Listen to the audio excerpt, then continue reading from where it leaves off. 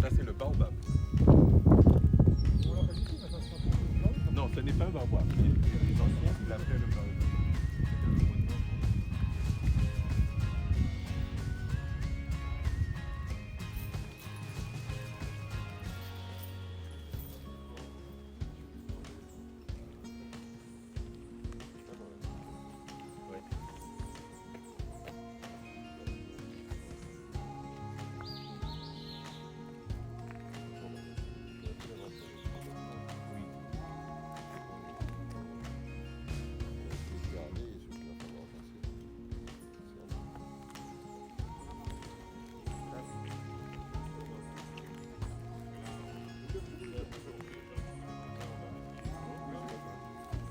Tu verras.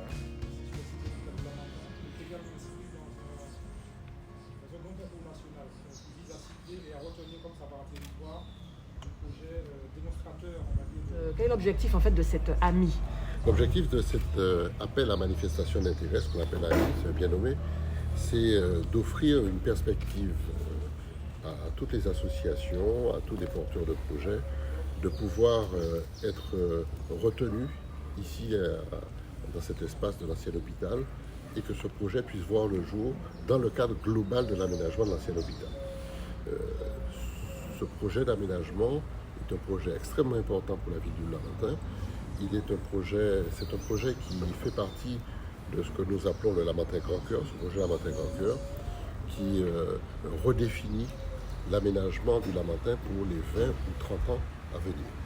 Ce projet est sur plusieurs pôles. Le Calbassier, qui va commencer cette année 2022, l'aménagement de l'entrée de ville du Calbassier. Et ensuite, l'aménagement du centre-ville.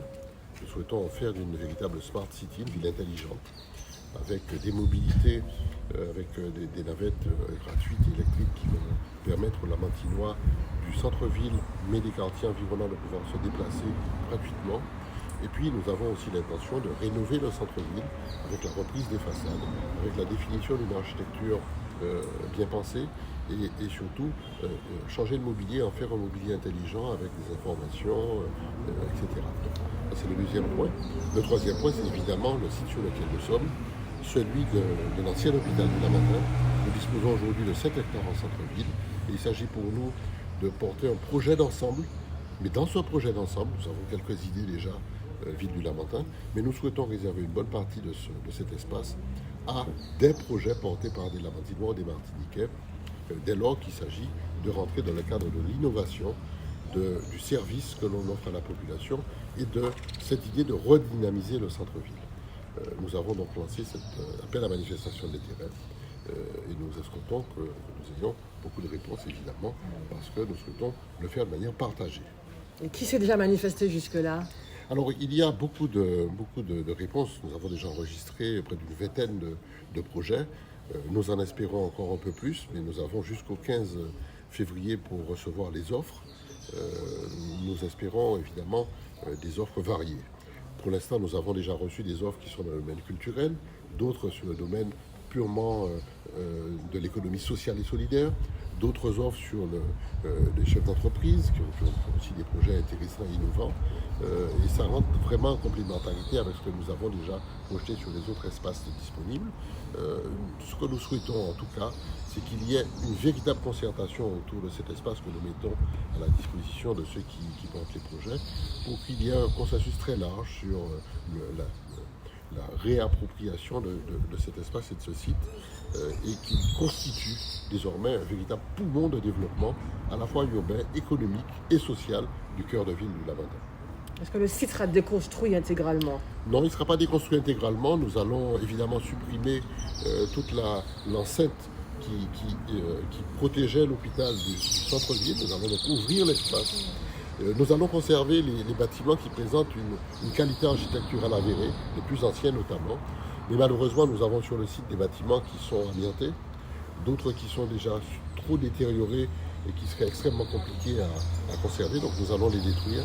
Mais nous ferons de telle sorte que les bâtiments les plus représentatifs d'une certaine architecture de l'époque soient conservés. Nous avons déjà un bâtiment qui sera réutilisé comme étant le pôle sécurité de la ville du Lamentin, parce que nous avons un grand besoin concernant la sécurité civile de la ville. Mais au-delà de ça, nous avons aussi d'autres projets qui sont extrêmement importants pour nous et qui représentent un peu la mémoire du site que nous souhaitons garder, parce que le site de l'hôpital a vraiment compté dans le développement de la ville du Lamentin, et nous souhaitons garder la mémoire de ce site en y créant par exemple un pôle de médecine, un centre de médecine, mais nous souhaitons aussi, en lien avec les autorités évidemment, mais nous souhaitons aussi développer quelque chose d'assez original et très performant. C'est ce que nous appelons le Carib la biotech, un véritable laboratoire de recherche, de développement et de fabrication autour de la biotechnologie. Avec Cuba, non, c'est pas ça? Oui, nous avons un lien avec Cuba. Je suis en décembre parti à Cuba et j'ai rencontré le ministre de la Santé avec lequel nous avons une lettre d'intention et nous avons rencontré aussi Biocuba Pharma qui est la tête pensante de toute l'ingénierie médicale à Cuba, et nous avons donc en lien un partenariat très fort pour que nous puissions développer ensemble toutes ces recherches autour de la biotechnologie. Mais il y aura d'autres pays de la Caraïbe qui font aussi des recherches dans le domaine. Et ce centre sera vraiment un centre caribéen et qui sera à la portée des Martiniquais et qui permettra ici de développer et de trouver des molécules intéressantes. Alors vous disiez que la ville du Lamentin n'est pas seule à porter ce projet. Qui est avec vous? Alors, à quelle nous avons hauteur? évidemment des partenaires puisque ce projet rentre dans le cadre du programme national Cœur de Ville. Vous saviez que le gouvernement avait lancé un projet Cœur de Ville et avait sélectionné un certain nombre de villes. 2 villes de Martinique avaient été retenues, Fort-de-France et le Lamentin. Donc nous avons été lauréats de ce programme Cœur de Ville. Et dans ce programme Cœur de Ville, il y a des partenaires comme la Caisse des dépôts, comme l'AFD, comme Action Logement. Ce sont des partenaires nationaux qui sont aussi donc des partenaires locaux avec lesquels nous avons déjà contacté. Et puis nous avons aussi des partenaires institutionnels martiniquais, la CACEM bien sûr, et la collectivité territoriale de Martinique, ainsi que d'autres partenaires institutionnels, mais qui vont arriver sur des thématiques bien précises. Merci en pile. Merci.